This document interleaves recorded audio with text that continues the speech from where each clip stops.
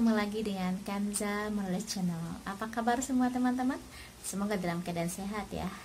Nah teman-teman, hari ini saya menjawab pertanyaan dari teman-teman tentang pernikahan dengan orang Meksiko ya. Nah kalau pendapat saya kebetulan cukup lama tinggal di Meksiko dan cukup kenal sekali dengan karakter dan stylenya orang-orang di sini. Jadi kalau seandainya teman-teman yang WNI-nya adalah kenalnya itu lewat media sosial atau internet, ini saya juga udah pernah bahas ya di video sebelumnya ya. Kalau kenal lewat internet atau media sosial dengan orang Meksiko ya, coba dilihat di video sebelumnya.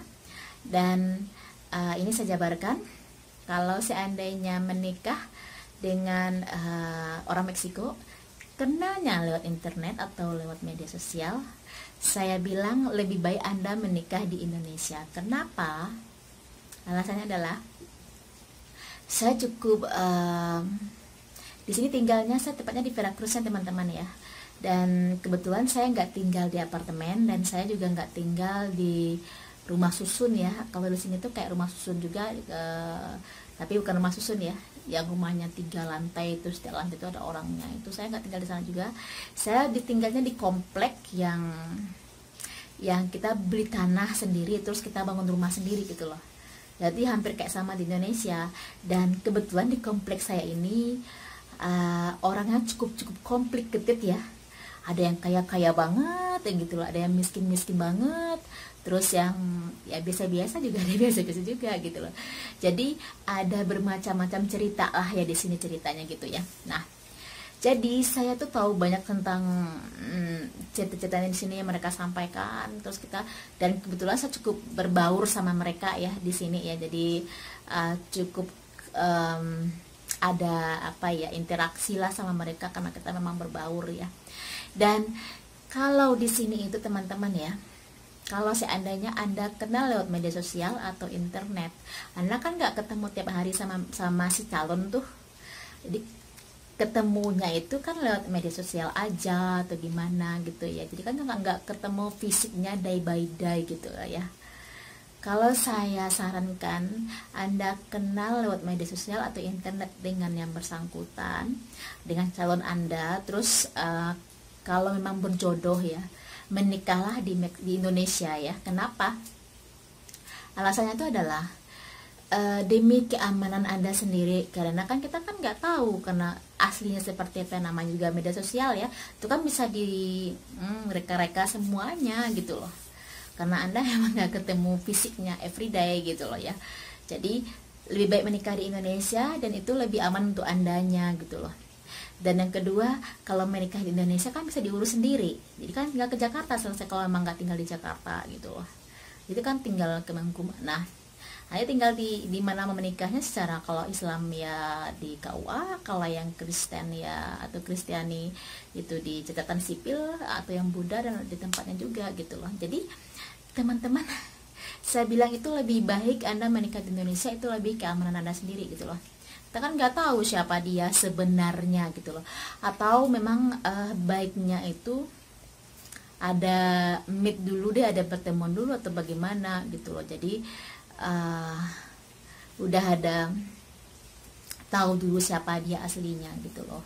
Jadi kalau seandainya pertanyaannya tuh ke saya, kenalnya media sosial terus serius menikah apa segala, kalau saran saya kalau seperti itu kan Anda nggak ketemu fisiknya secara langsung, menikah di Indonesia gitu loh teman-teman ya.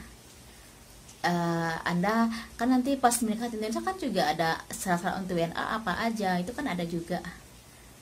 Nah nanti tinggal diminta aja sama dia, jadi kan ketahuan tuh semuanya. Karena di situ kayak gini teman-teman ya, saya cerita sedikit ya. Kenapa saya bilang begitu? Di sini tuh hidupnya bebas banget. Yang berstatus single gitu ya di ID-nya, padahal itu udah punya anak loh. Karena di sini tuh nggak perlu menikah teman-teman, dia mereka tuh hidup bersama aja udah bisa. Hidup bersama terus punya anak, selesai. Nanti kalau udah bosan pergi lagi ke tempat wanita lain lagi. Laki-laki wanitanya juga sama kayak gitu juga. Kalau dia udah bosan sama laki-laki ini, bye-bye juga, ditendangnya keluar udah. Terus dia hidup bersama lagi dengan laki-laki lain yang mungkin baru ketemu sama dia, terus punya anak lagi, ya gitu. Dan di sini untungnya itu wanita di sini itu kalau mereka menikah,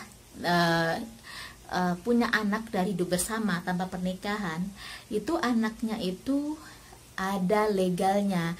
Jadi mereka tuh tinggal ke kantor sipil aja, udah selesai, anaknya didaftarin, bapaknya si A, ibunya si B ini gitu loh. Terus nanti kalau bapaknya si A ini kerja, ya tinggal diminta aja sekian persen dari gajinya dia, udah untuk biaya hidup anak ini.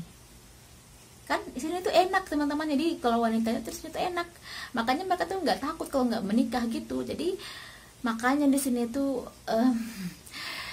saya malas cerita ini teman-teman, malas banget.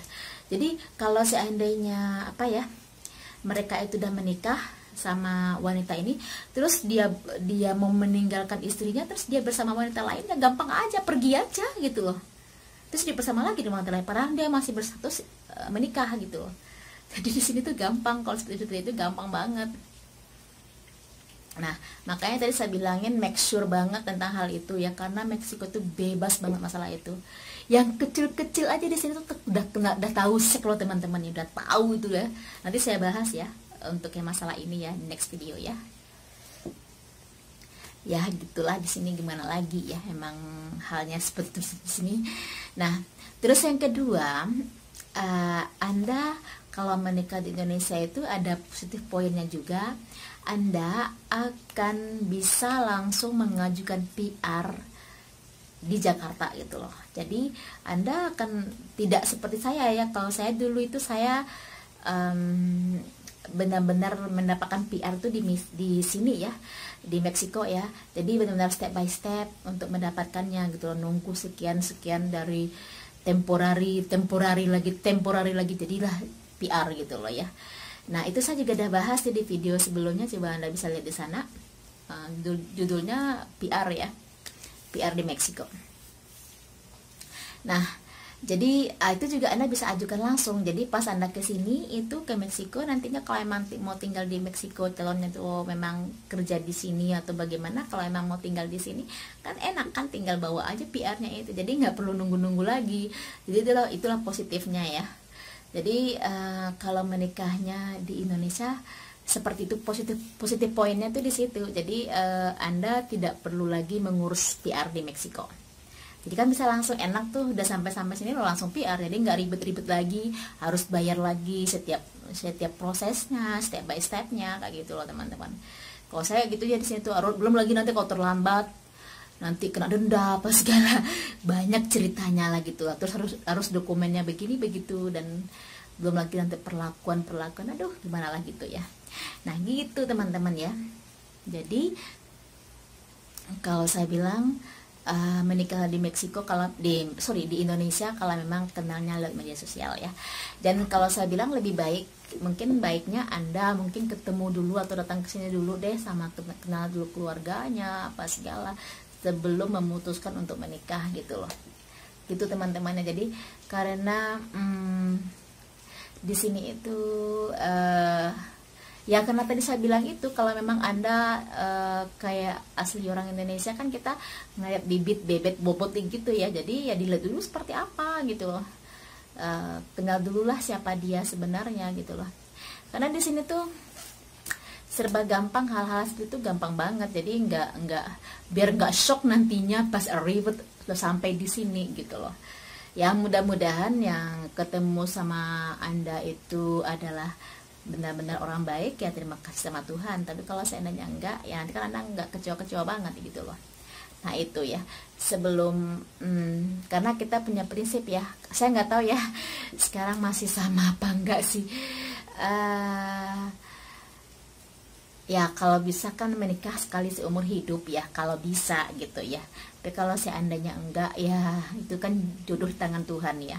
Nah tapi kalau seandainya memang iya, ya berharapnya seperti itu kan. Nah makanya tadi saya bilangin sama teman-teman. Nah terus itu poinnya juga Anda bisa dapatkan kan. Jadi kalau seandainya ada apa-apa itu Anda kan udah udah punya legalnya pernikahan itu. Terus nanti kan tinggal report aja kalau Anda memang udah menikah sama Meksikannya. Di Indonesia kan statusnya juga sama. Nah, beda nggak sih menikah dengan di Meksiko sama di Indonesia? Kalau pendapat saya sama aja. Kenapa? Karena Anda kan tetap juga harus ada lapor nantinya gitu loh. Kalau menikah di sini itu kan juga ada reportnya gitu. Mereka itu prosesnya itu sampai 3 bulan loh nunggunya, sampai nanti karena saya kalau menikahnya di daerah kayak di provinsinya itu ya, jadi nanti tuh akan dikirim ke pusatnya, itu butuh waktu 3 bulanan untuk prosesnya, itu baru nanti kita bisa status kita tuh udah fix gitu loh teman-teman. Sama juga nanti di Indonesia juga sama, nanti kan tinggal lapor aja. Jadi saya bilangin itu bagus loh, kalau pendapat saya seperti itu ya. Itu jawaban teman-teman ya, buat yang teman-teman nanya tentang bagusnya menikah di mana kalau seandainya menikah dengan orang Meksiko, kenalnya lewat media sosial atau internet gitu. Oke teman-teman, semoga bermanfaat. Sampai bertemu lagi di video berikutnya dengan Kanza Morales Channel. Jangan lupa subscribe, like, dan komen, dan share sama teman-teman yang lain. Makasih banyak, salam, bye.